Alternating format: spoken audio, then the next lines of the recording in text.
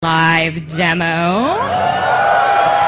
Tried to make that super dramatic. So, Max, if you want to start off the demo, I will stop talking.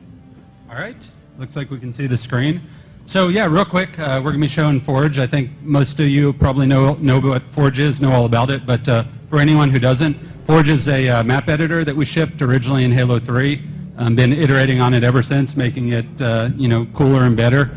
It's also part of the toolbox that the Rooster Teeth guys use during the RVB episodes. So we thought that it was time to overhaul it a little bit, make a few improvements, and I hope that you guys like some of the work that we've done. So I'm going to hand it over to Mike, and Adam I think will be driving. But before I do, thanks to Frank, one caveat. What you guys are seeing in here is a pre-release build. It's not final. The interface, the environment, you name it, it's all still in development.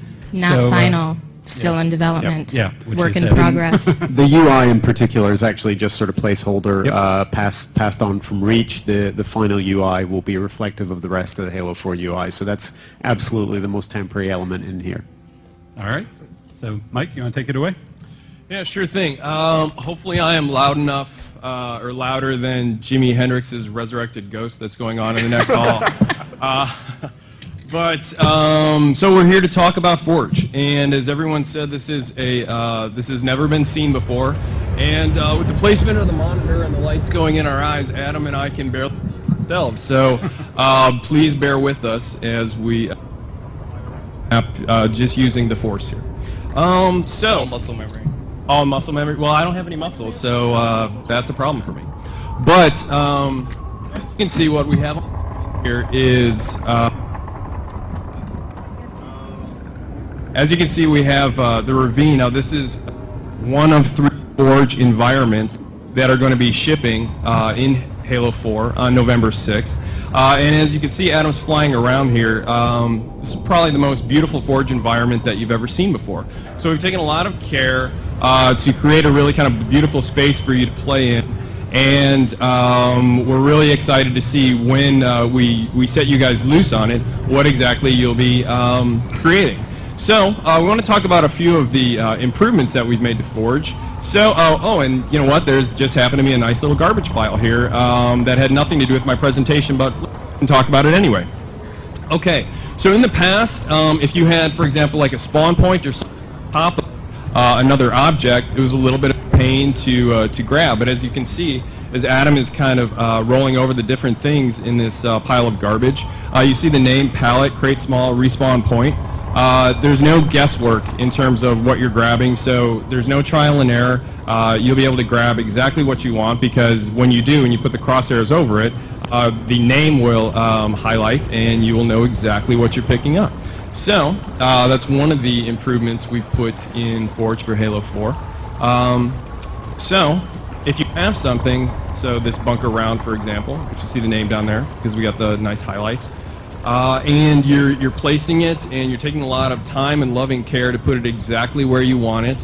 One thing that used to be a drag was you could easily kind of accidentally bump the controller and move it out of the position, and all that time and loving care that you put into it is now down the drain.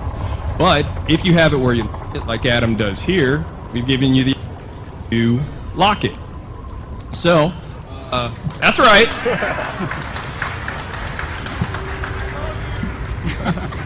I love you more. So now we have this nice piece exactly where we want it. It's locked. It is going to stay there until the end of time, or when if Adam decides to unlock it and move it wherever he likes. So you see we have this half a bunker. I mean, who out there wants half a bunker? Hey, only that guy. You, out of here, security. Okay, no one wants half a bunker is the correct answer. So, if you have something that repeats, so like a road or racetrack, we've seen a lot of cool racetracks and stuff like that in different course maps. If you have something that you want to repeat, now we've given you the ability to dupe it. So, Adam has, this guy loves duping. Okay, so Adam has duped the base, and he is getting it lined up, and sometimes it used to be a little bit of a pain to get things exactly lined up if you bump the controller and then the axes were kind of screwed up. So you've spoken, we've listened, and we've created a magnet system. How do magnets work?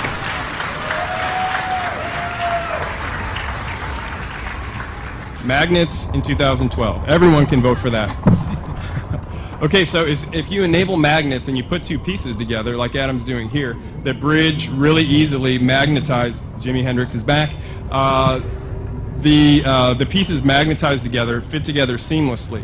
So if you're going to build something like a bridge here, you can build it. This used to take, I think we timed it, and I think it was 9 years to build a bridge. Now it's taking under 9 seconds. So that's a huge improvement. So if you're building something, a racetrack, a bridge, a wall, something that repeats, you just can keep duping and magnetizing and build what you wanted to build in a fraction of the time. So less focus on actually the mechanics of building, more on the actual creativity. So we built a couple things. We're liking it. And now let's talk about how it looks. So if you take a look at the both half of base round, bunker round that we've slapped together here, take a look at the lighting. This thing looks like it is high noon. This also is a kick-ass Halo map. Ooh, Halo joke. Nice. It looks bright. I mean, it's practically glowing. So if you're in a low lighting kind of situation and you would have something that looks like it's on the center of the sun, it kind of sticks out like a sore thumb. But if we go into player mode now, boom, dynamic lighting. Okay, so, yeah, give it up for dynamic lighting.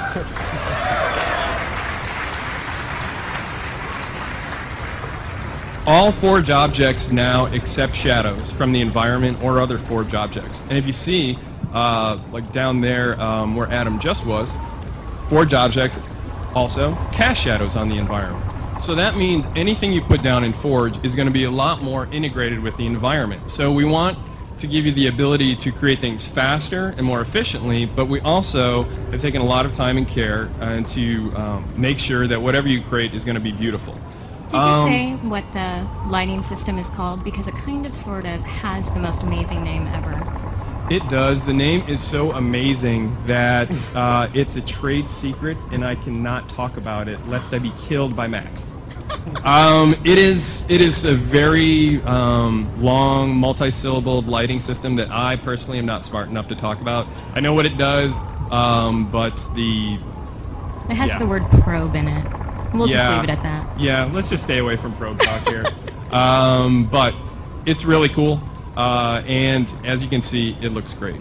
The one other thing I wanted to talk about before we move off of the beauty of Forge is take a look at this object here. So a lot of very talented artists have spent an awful lot of time to overhaul all the Forge objects. So you, the fan out there, are spending tons of time and effort into making these things with a lot of time and care, and we wanted to make sure that all the Forge objects look just as good or comparable with what are in MP and single player maps. So everything is going to be a lot more beautiful, easy, and efficient to make. So now, let's see, we've got a little bridge going over the ravine. I've got money on saying Adam cannot make the jump, so let's see. You can do it. You can do it. So close. Oh my god. Not even close, as you can see. Okay, so in the past, if we wanted to make a jump like that, we would have to alter gravity, and that would apply to the entire map. So if you wanted to create low gravity, you'd have basically a low gravity map. That's right. Yeah! Yeah! I mean, you guys are so smart, I don't even need to tell you what's going on here. But for that one guy out there, yes, I'm talking about you, sir, who looks confused, let me just describe it. What Adam has done is laid down what's known as a player trait zone. What is a player trait zone? It's a player trait zone. Come on. The name describes it. In that little zone that he's made, which he scaled to just really the size of the bridge, you can affect the Spartan's traits. So let's say speed, jump size, or jump height rather, damage absorption, a lot of other things. And so now with that trait zone laid down, let's see if he can now make the jump. Oh yeah.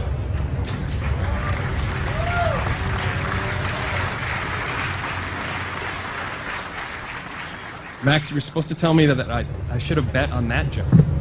Oh, you were betting against me. Oh, that's right, that's right. Well, you pay me, so. Anyway, it all comes from him.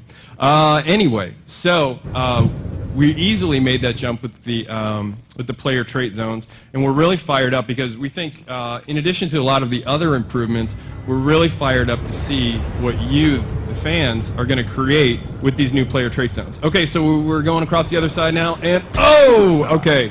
We made it easily, but unfortunately we did not stick the landing in Mary Lou Retton or Carrie Strug's fashion, depending on how old you are. Me, I'm old school, so he didn't pull a Mary Lou Retton, and we got to do something to change that. Okay, so we can easily lay down another player trait zone, and in that zone we can do something like either overshield when he gets in there or damage resistance, and alter how much damage he can take. Invulnerable. I have a feeling that he is going to make the jump now. I know, it's like ESP. So, let's see. Max, double my salary if he makes it. Okay, good, done. Nice, okay. See. Okay, and you heard it, double my salary, so that's going to happen. Now I got to pay you $10 an hour? That's right, that's right. Welcome to the big times now. Okay, so those are just a couple things that we've put into Forge for Halo 4, but we're really fired up to see what exactly you guys are going to be creating when we put these powers in your hands. Yeah, thank you, Mike. And we actually have something else related to this that we're going to be showing you all in just a little while after Kynan talks for a bit. So my next sentence may or may not be a hint at what that something later is, but in my opinion, it sure does look like you can make some awesome horse challenges on that map. Ooh, I wonder what's coming next. But Forge is only one of the modes coming in Halo 4, so we're going to talk a little bit about some of the multiplayer experiences that you will be having come November